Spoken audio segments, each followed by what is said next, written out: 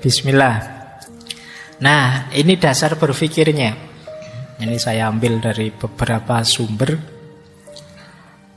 Seperti apa sih orang hidup minimalis itu? Dasarnya apa? Yang pertama, kalian harus mengenali gunanya setiap barang yang kalian miliki.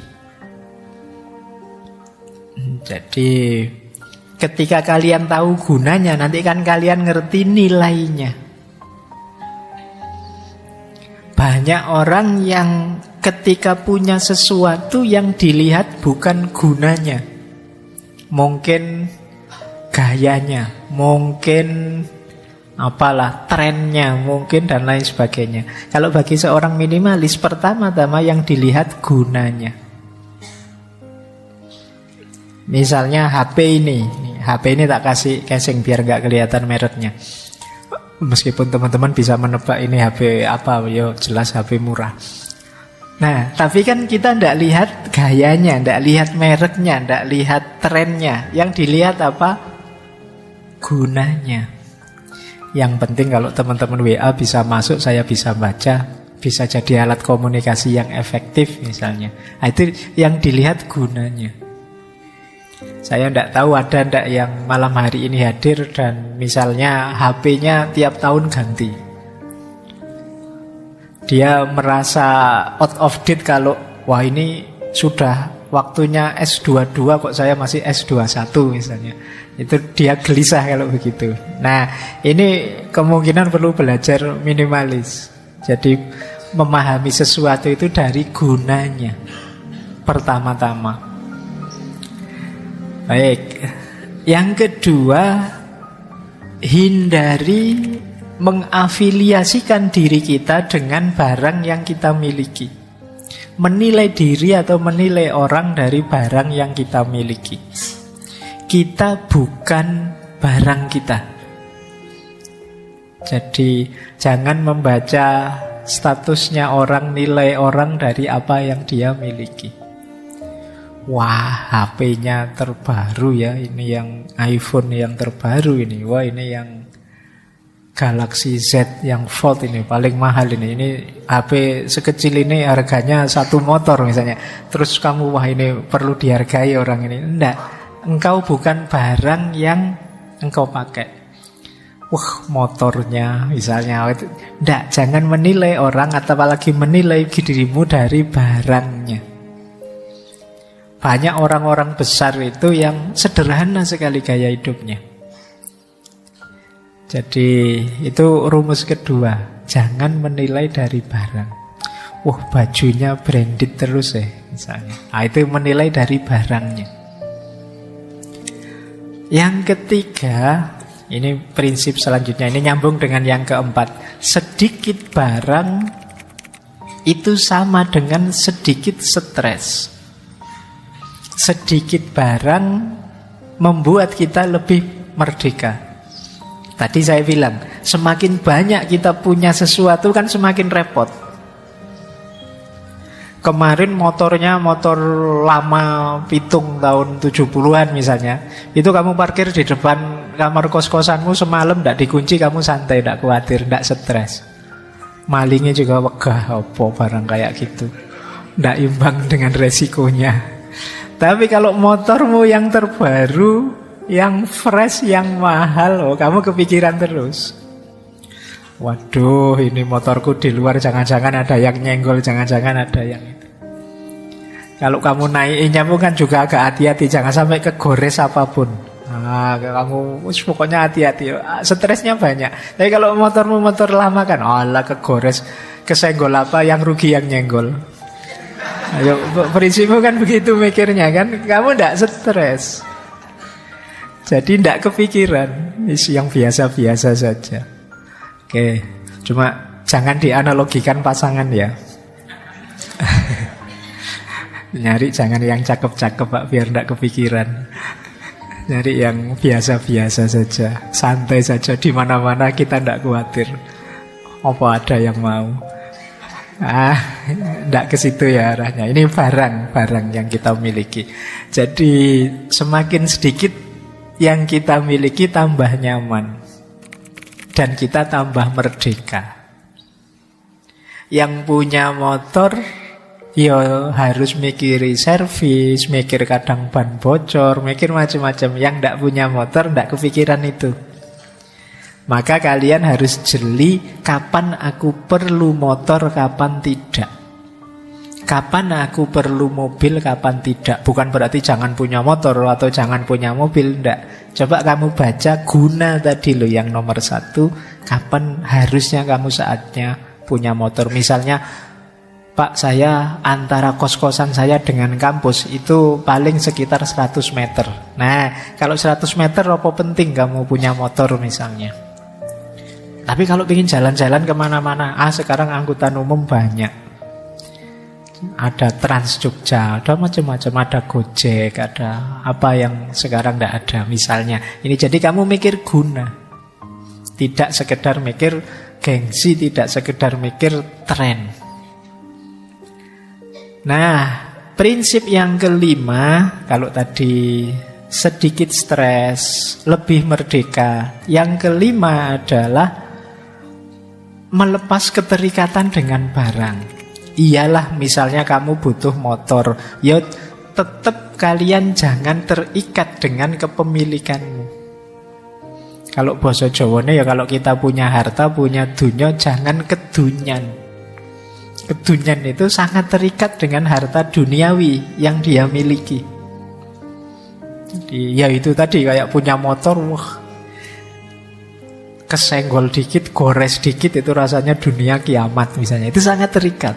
Wah, kamu tidak bisa tidur kamu. Wah. Itu berarti kamu sangat terikat dengan kepemilikanmu. Mikirmu tidak simpel. Kalau mikir simpel, gores, ya sudah dibengkelkan nanti kan beres. Itu kan sederhana, tidak ruwet. Kenapa kamu stres? Ya karena kamu sangat terikat sehingga mikirnya jadi ruwet, jadi panjang. Baik, ya kalau bahasa kemarin pakai istilah overthinking.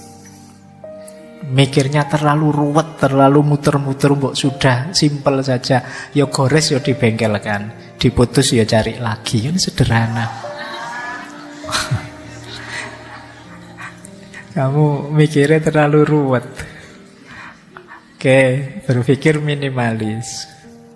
Pak, saya kuliah tidak lulus lah ya. Mbok kamu pikir sampai stres ya tetap tidak lulus. Memang jelas tidak lulus. Ya diulang kan gitu aja, sederhana. Tapi kan kamu stres mikir berpanjang-panjang karena itu. Wah, kenapa ya tadi saya waktu presentasi kok tidak maksimal, ngomongnya salah-salah, harusnya lebih bagus. Ya sudah, sudah kejadian. Ya besok diperbaiki lagi. Tidak usah terlalu banyak angen-angen dipikir. Kadang-kadang kan kita begitu, salah ngomong saja itu menyesalnya sampai berbulan-bulan. Ngapain tadi aku ngomong gitu ya, ngapain tadi. Lalu sudah terlanjur keluar ya, kalau salah minta maaf saja, selesai. Tapi kita sering bikin ruwet sesuatu yang simple. Nah, pelajaran dari sini, lepaskan keterikatan. Biar kita tidak terlalu terikat sehingga untuk hal-hal yang tidak penting kita terus jadi baper. Terus, nah ini jadilah penjaga pintu yang baik. Maksudnya jadi penjaga pintu yang baik itu ya, barang keluar atau barang masuk itu kita harus sangat hati-hati. Penting tidak sih aku beli barang ini, meskipun flash sale, meskipun serba 1000 cuma 1000-an, meskipun apa aku harus punya barang ini. Bukan urusan kamu mampu beli atau tidak, gunanya apa yang kamu beli itu. Wah, ini lumayan loh Pak, kaos ini 100.000 dapat 6. Ada yang mana beli itu? Begitu nyampe kamu kaget, aduh kaosnya kok kayak gini, mau dipakai apa ya ndak malu. Akhirnya nggak dipakai, cuma numpuk saja di kamarmu. Atau kamu pakai tidur saja, kalau ada temanmu datang cepet-cepet kamu ganti. Nah, itu kenapa? Karena kemarin kamu mikirnya ndak panjang. Kamu bukan penjaga pintu yang baik. Jadilah penjaga pintu yang baik. Jadi kamu pikir, penting tidak sih aku beli ini? Harus tidak sih aku beli ini? Apapun itu. Bahkan mungkin termasuk hal-hal yang menurutmu, ini buku loh Pak misalnya. penting tidak sih buku? Sekarang kan banyak buku-buku yang online, yang bisa langsung diakses. Penting tidak sih kamu beli buku yang fisik misalnya, bukan yang online? Mungkin bagi sebagian penting Pak, karena saya tidak nyaman kalau baca di HP atau di tablet. Saya nyamannya ya ada fisiknya. Sementara bagi yang lain, oh enggak Pak, saya nyamannya ya online saja. Kamar saya sudah tidak cukup diisi banyak barang, repot saya ya sudah. Nah, ini kalian mikir gunanya. Maka kalian menjaga pintu itu ya filternya gunanya tadi. Tidak mentang-mentang ada yang baru. Kemudian nikmati ruang. Nikmati ruang itu kalian bisa bahagia kalau mampu menikmati ketiadaan, kekosongan, ketidakpunyaan. Jadi dalam hidup kita itu kalau kalian maunya isi terus justru sulit bahagia. Justru kalian harus latihan bahagia dengan tidak. Nikmati ruang. Tak kasih contoh ya, ada cerita masyhur sekali. Banyak orang menganggap ini ceritanya Nasruddin Hoja. Jadi satu ketika ada tetangganya datang. Tetangganya ini sumpek, stres, hidup ini rasanya kok masalah banyak sekali. Datang ke Nasruddin. Dia tanya, wahai mullah, ada ndak nasihat buat saya biar hidup saya ini nyaman, lega itu. Kata Nasruddin, gini saja, kamu beli ayam 5, terus kamu pelihara di dalam rumah. Wah, beli dia ayam 5 dipelihara di dalam rumah. Tambah sumpek dia, ya gimana gak sumpek di rumah kemana-mana ketemu ayam belum kotorannya.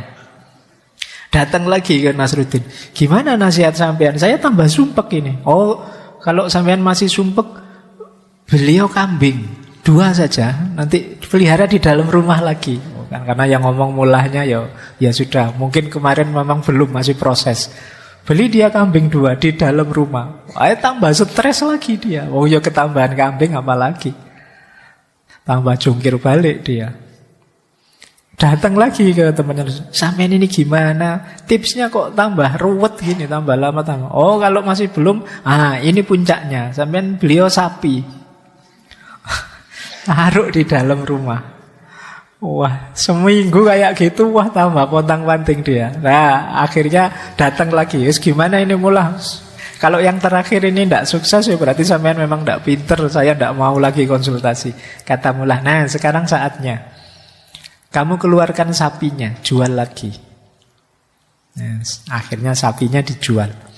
Begitu sapinya dijual, dia merasa alhamdulillah agak lega sedikit, karena sapinya sudah keluar. Datang ke mullah, lumayan mullah sudah agak lega sekarang. Bagus, tapi masih belum, masih sumpek. Oke, kalau masih sumpek, kambing yang 2 tadi kamu jual lagi.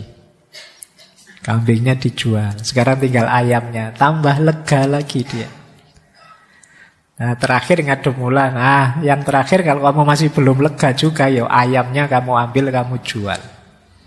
Begitu ayamnya dijual, sekarang rumahnya longgar lagi, tidak ada lagi binatang di rumah. Seneng dia, bahagia, alhamdulillah nyaman sekarang hidupku.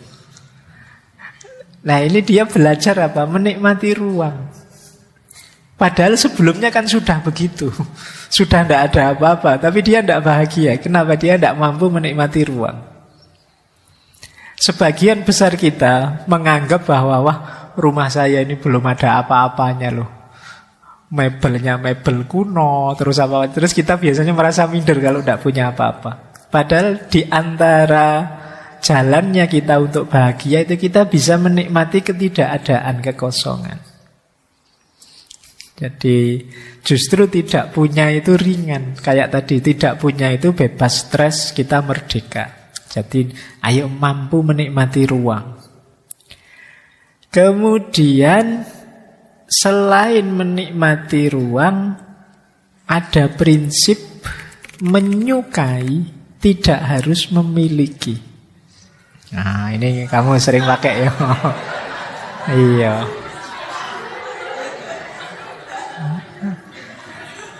Kamu sering begitu ya. Oke, ini kan yang paling sering kamu pakai kan prinsip ini. Menyukai tidak harus memiliki. Ini biasanya kalau sudah ditembak terus ditolak kan ilmu ini keluar. Jadi gini loh, kita itu terbiasa ingin punya apa saja yang kita sukai. Padahal tidak harus memiliki, kita sudah bisa menikmati itu. Misalnya, wah saya seneng es krim Pak. Kan tidak harus kita beli mesin pembuat es krim. Itu namanya menyukai tidak harus memiliki. Wah saya seneng Pak ayam yang crispy itu. Oh terus tidak cuma beli ayam crispy, kamu mati-matian pingin beli panci atau apa yang bisa bikin ayam crispy. Akhirnya kamu beli beneran pancinya, tapi begitu mau bikin, repot amat, beli saja ada. Terus barangnya cuma numpuk di rumah, di kamarmu. Pak ini alat perebus telur loh Pak, efektif sekali, gampang rebus telur. Terus kamu beli, tapi terus kamu, lah ngapain beli telur direbus repot-repot, kalau di warung tinggal ngambil selesai. Jadi kita sering punya prinsip kalau suka ya beli. Saya senang sekali dengan jus Pak. Wah, terus kamu beli juicer untuk ngejus itu. Tapi ya sering tidak dipakai. Kamu sukanya pulang dari kampus ya beli aja jus pinggir jalan selesai. Akhirnya barang numpuk. Nah itu yang dimaksud ya, menyukai tidak harus memiliki. Ya kalian seneng baju-baju bagus kan tidak harus terus beli mesin jahit. Jadi tidak harus kamu kursus desainer. Jadi menyukai tidak harus memiliki. Tidak ada hubungannya dengan pacaran ini. Ayo, meskipun ya bisa kamu pakai. Baik ya, jadi ini prinsip. Ini ternyata ini prinsip luas, universal. Kamu kemarin ngertinya hanya untuk itu. Ternyata ya hidup itu memang menyukai tidak harus memiliki. Terus bahagia dengan cukup. Ya hidup ini memang harus pas, tidak lebih, tidak kurang. Lebih itu tidak enak, ada tugas ekstra. Kurang juga tidak enak, berarti ada yang tidak terpenuhi. Ayo latihan bahagia dengan cukup. Cukup dengan parameter guna tadi ya, bukan parameter tren, bukan parameter gaya dan lain sebagainya. Kalau HP edisi jadul cukup untuk segala macam kepentinganku hari ini, ya sudah. Kalau laptop lama sudah cukup, ya tidak harus beli laptop baru. Kecuali memang, Pak saya ini kan mahasiswa IT Pak, saya mahasiswa teknik informatika, kalau laptop kayak gini tidak cukup Pak. Ya beli ya berarti yang cukup. Jadi cara berpikirnya begitu. Mainnya diguna, bukan gaya. Ini prinsipnya. Jadi ayo latihan bahagia dengan cukup.